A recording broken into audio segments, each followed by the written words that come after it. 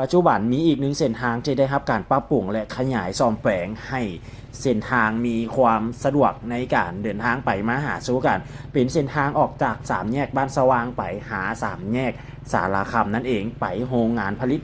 เครื่องดื่มเนาะยี่ห้อดังของลาวเฮานั่นเองแล้วก็เป็นอีกหนึ่งเส้นทางเนาะที่นอนอยู่ในเขตของเมืองหาดไซฟองและก็เป็นบริเวณสิทธิ์ของโยธาธิการขนส่งนครหลวงเวียงจันทน์เนาะที่ได้ปรับปรุงเส้นทางดังกล่าวเป็นอีกหนึ่งเส้นทางที่เวลาเดินทางมาแล้วรู้สึกได้เห็นกลิ่นอายและก็บรรยากาศเนาะถึงว่าเส้นทางเส้นนี้มันก็สามารถเสื่อมออกไปใส่ถนนท่าเรือเนาะแล้วก็เป็นเส้นทางที่จะลัดออกไปใส่ด่านมิตรภาพเวียงจันทน์ที่1หนองคายนั่นเองและก็ยังเป็นเส้นทางที่ว่าประหยัดเวลาในการเดินทางถ้าว่าเขาจะโค้งรถกลับบ่อยากจะกลับไปเส้นทางเก่าหรือบ่อยากจะออกไปใส่วงเวียนจีไนโมโบโอเนาะแล้วก็ยังเป็นเส้นทางที่จะเสื่อมเข้าในตัวเมืองก็ได้เช่นกันเนาะแต่ว่าข้าพเจ้ามักภาพบรรยากาศในจุดนี้เลยเขาก็จะเห็นวิถีชีวิตของชุมชนเห็นหงนาสีเขียวเนาะเห็นต้นมะพร้าวเห็นหัวสวนถึงว่าในเขตนี้เนาะขึ้นซื่อในเรื่องของเมืองที่ผลิตกสิกรรมขนาดใหญ่ในนครหลวงเวียงจันทน์เนาะแล้วก็เป็นเมืองที่มีชายแดนติดกับลาวไทยแล้วก็เป็นเมืองที่มีขงเขตแม่น้ำใหญ่ไหลผ่านก็คือแม่น้ำของนั่นเองเด้อทุกท่านเนาะสำหรับเมืองหาดไซฟองนี่ถือว่าปัจจุบันนี้ตามที่ข้าพเจ้า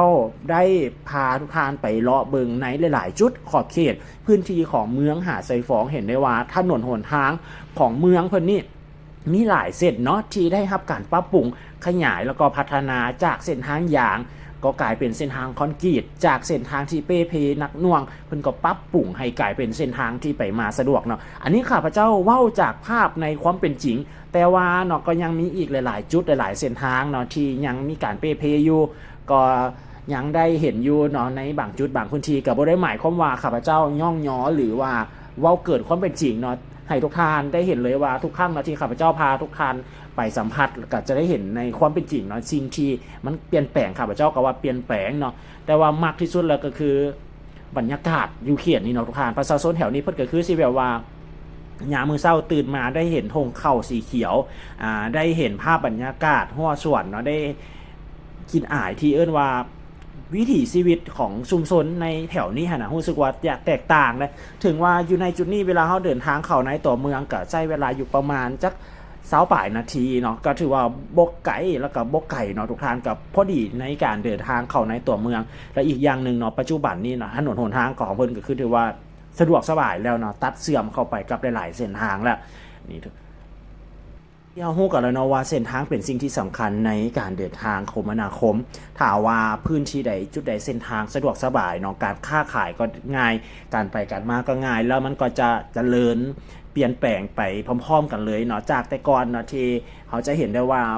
บางพื้นที่นี่แนวเส้นทางไปมาลำบากอย่างสี่การพัฒนามันก็พบของยุ่งยากแม่นบ่ทุกท่านแต่ว่าพอมีเส้นทางเข้ามาแล้วบ้านเรือนต่างๆอย่างสี่มันก็จะค่อยๆเปลี่ยนไปเด้อทุกท่านดิ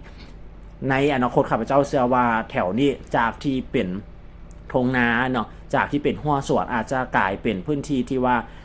มีโรงงานที่เพิ่มขึ้นเนาะมีบ้านเรือนเข้ามาอยู่หลายขึ้นเนาะตามเรียบ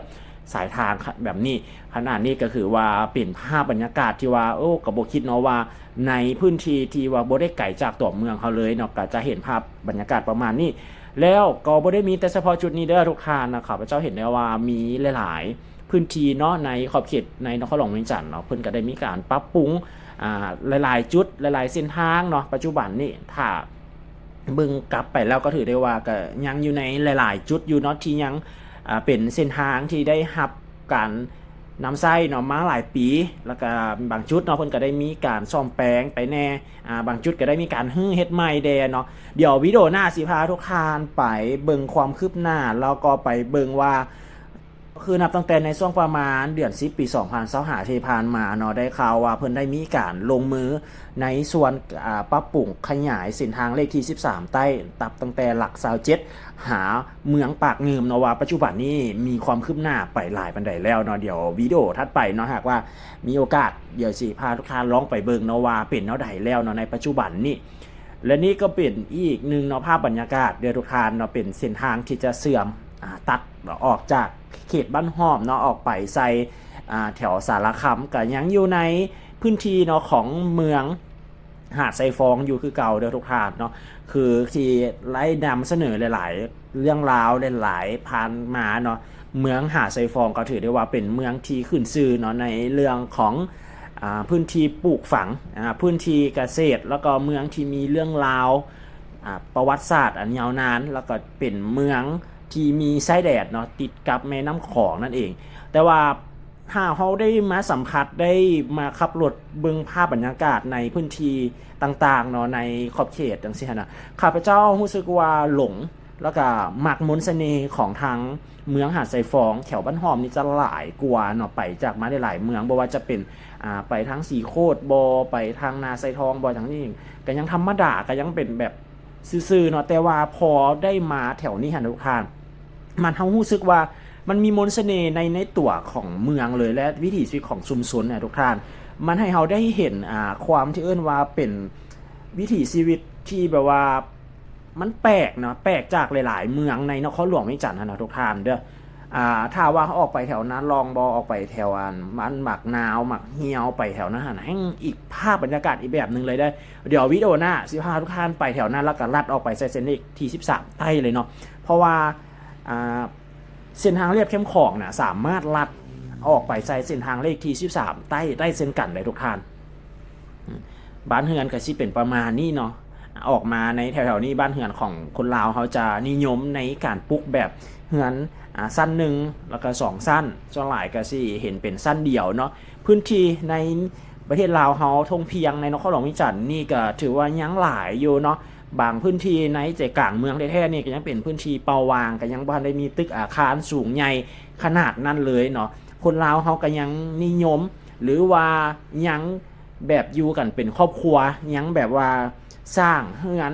ที่เป็นของตัวเองเนาะยังบ่ถึงขั้นว่าสิไปอยู่ในส่วนที่เอิ้นว่าตึกสูงๆหลายๆสั้นเนาะอยู่คอนโดบ่อยู่อพาร์ตเมนต์บ่อย่างประมาณนี้เนาะส่วนหลายคนลาวเขาก็แต่งงานกันแล้วก็ออกมาอยู่เป็นครอบครัวเนาะนี่ทุกท่านเนาะขับรถมาประมาณ9 นาทีเนาะเขาก็จะมาฮอดทาง3แยกที่เอิ้นว่าบ้านสารคามนั่นเองเด้อทุกท่านนี่แป๊บเดียวเด้อทุกท่านถ้าว่าแต่ก่อนเนี่ยมันก็มีคือกันเนาะเส้นทางเส้นนี้แต่ว่ามันยังบ่ได้รับการปรับปรุงเนาะก็จะไปโค้งพุ่นทางด้านถึงพุ่นออกไปใส่ในส่วนของ4แยกไฟแดง3แยกเนาะวงเวียนจีไนโมเนาะหรือว่าโมงใหญ่บ่โอพุ่นเลยเนาะหรือว่าจะโค้งกลับไปออกไปใส่ทางบ้านโคกซ้ายแถวบริษัทดาวเทียมลาวพุ่นแต่ก่อนเส้นทางเส้นนั้นมันก็ยุ่งยากคือกันเนาะเพราะว่าเส้นทางเส้นนี้กับเส้นทางวิดีโอที่ผ่านมาเนาะที่ได้นำเสนอให้ทุกท่านนะครับส้มกันนั้นก็ถือว่ากับปรับปรุงอยู่ในระยะเดียวกันเลยในปี2025ที่ผ่านมานี่เองเด้ออันนี้ข้าพเจ้าสิพาทุกท่านครับออกจากกัน3แยกนี้ลงไปอีกน้อยเดียวเนาะก็จะไปฮอดโรงงานที่เรียกว่าเป็นจุดเส้นทางที่เขาจะก่ายเข้าเมืองออกเมืองแล้วก็เป็นโรงงานขนาดใหญ่เนาะแล้วก็เป็นโรงงานที่มีชื่อเสียงเลยเป็นโรงงานขนาดใหญ่ตั้งแต่หลาย10 ปีมาแล้วเนาะก็คือเป็นโรงงานผลิตเครื่องดื่มเนาะที่ส่งขายทางภายในแล้วก็ส่งขายไปหลายๆประเทศในต่างประเทศเลยเนาะส่งออกนำเดทุกทานเดี๋ยวนี้ทางด้านหน้านี่เนาะก็ขึ้นชื่อว่าเป็นผลิตภัณฑ์ที่หลายๆทานเนาะหากว่าได้มาเที่ยวลาวได้มา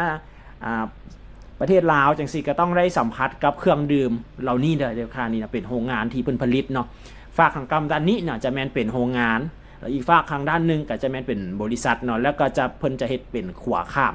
ทางเนาะระหว่างจากบริษัทกับมาโรงงานนั่นเองเด้อนี่ทุกท่านเนาะถามว่าขับรถมาฮอดจุดแถวบริเวณนี้เขาจะได้กินความหอมของกินอ้ายของข้าวเนาะเพิ่นมักข้าวของทุกท่านเนาะเพื่อผลิตเป็นเครื่องดื่มออกมาเนาะนี่ก็คือจะเป็นภาพบรรยากาศเนาะของถนนท่าเรือนะเขตนี้ที่จะออกไปถ้าว่าเขาขี่ไปซื้อเขาที่ข้าพเจ้าพาไปนี่ก็สิแม่นออกไปใส่ขวามิตรภาพเนาะเวียงจันทน์หนองคายหรือว่าด่านนั่นเองเด้อทุกท่านเนาะเป็นด่านทำอิฐในการเชื่อมจอดหากันระหว่างลาวและไทยเนาะแต่ว่าปัจจุบันนี่ก็มีขวามิตรภาพแห่งที่5บริคำไซบึงกาฬเนาะแล้วก็จะมีขวาแห่งที่6เพิ่นกำลังในขั้นตอนการพิจารณากันหลายๆหน้าเวียกอยู่เนาะแต่อาจจะเกิดขึ้นในไวๆนี้เลยเนาะสำหรับขวามิตรภาพลาวไทยแห่งที่6ในทุกท่านนี่อันนี้จะเป็นพาทุกท่านโค้งกลับ ก็สิได้กินอายประมาณนี้เป็นโมงที่หลายๆท่านเนาะเลิกเวียกเลิกงานส่วนหลายแล้วคนลาวเฮานี่หลังจากเลิกเวียกแล้วก็จะพากันเดินทางกลับบ้านเนาะก็จะ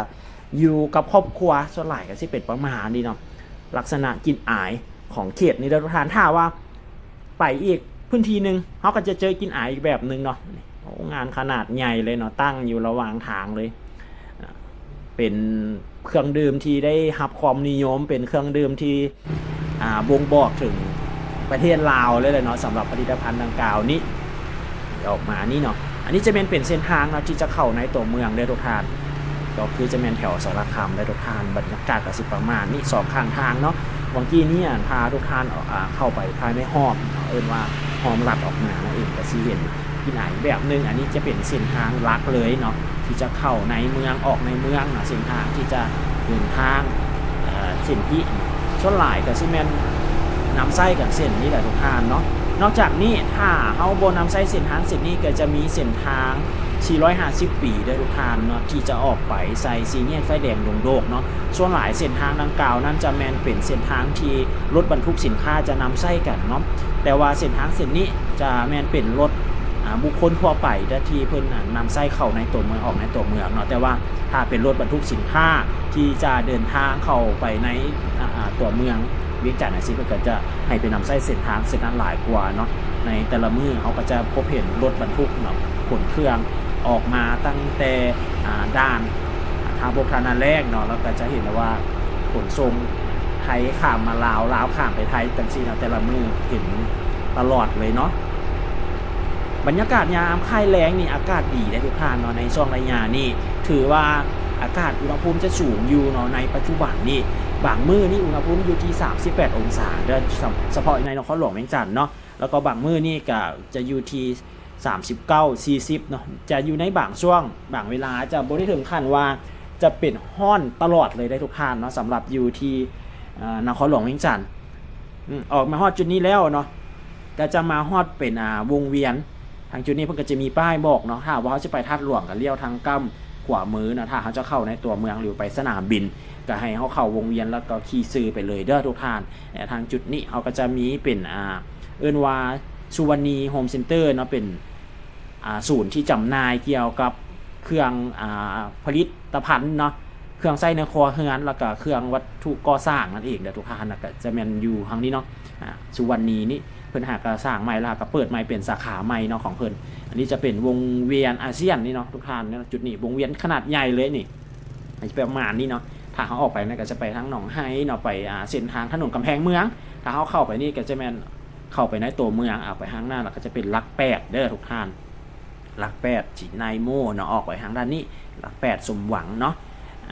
นี่ก็คือเป็นอีกหนึ่งเรื่องราวแล้วก็เป็นอีกหนึ่งภาพบรรยากาศเนาะที่นำเสนอให้ทุกท่านได้รับชมโดยเฉพาะกับพาทุกท่านนอนเลาะ